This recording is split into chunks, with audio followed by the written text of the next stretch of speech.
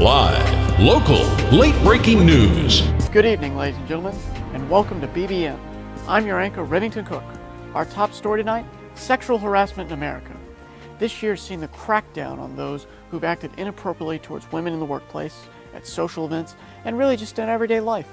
We've finally begun to acknowledge this age-old issue and address it. This all started in October with the New York Times publishing an article detailing the inappropriate actions of Hollywood film mogul Harvey Weinstein towards actresses Rose McGowan and Ashley Judd. After these actions came to light, an ancient ring of sexual harassment in the film industry began to unfurl dramatically, revealing more and more every day. Soon more people began receiving accusations, most notably Al Franken, a Democratic senator who was forced to resign after a photo was released of him groping a woman while she slept, and Roy Moore, a Republican candidate for Alabama's seat in the Senate, who was accused of preying on minors.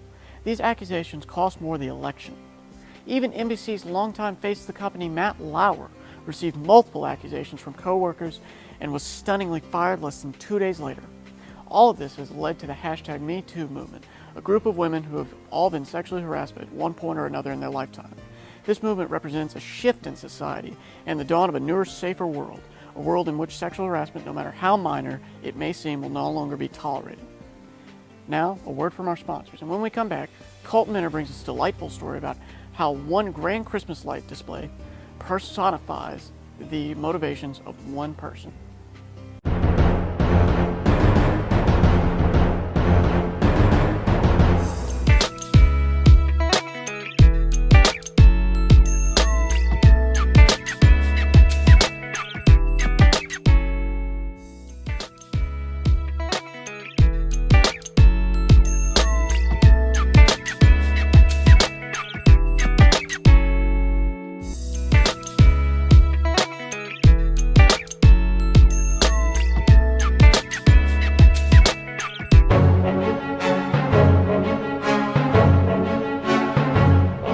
He's taller than me. He has these locks and bright brown eyes. Locks? His hair, you know. Ugh, that's kind of a bummer. Why? I don't know, I just don't like white guys with locks. I mean, it's just obviously inappropriate. He's black and...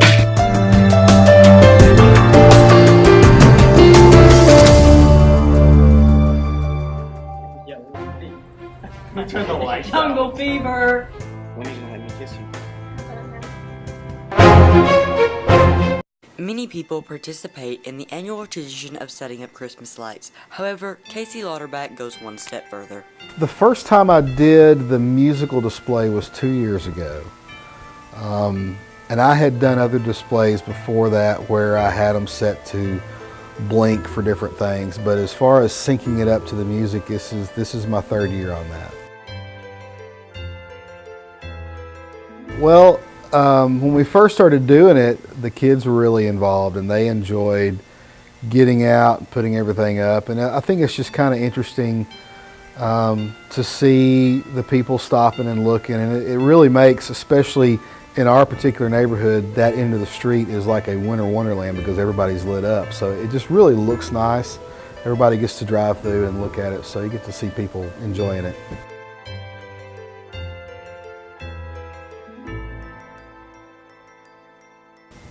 People ask, how to do that because they want to do it, in their own yard. And it's really simple. The company that I use is a company called Lightorama, and they make all of the equipment and the software.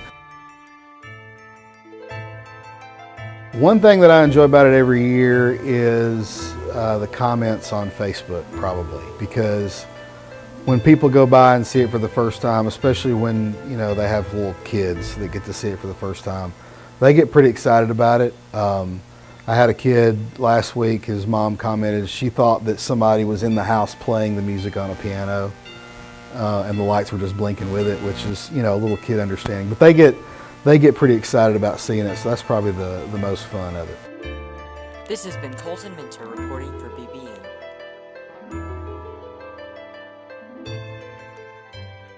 Thank you, Colton. Well, that's all for today, folks. Thanks for joining us. Y'all have a good night.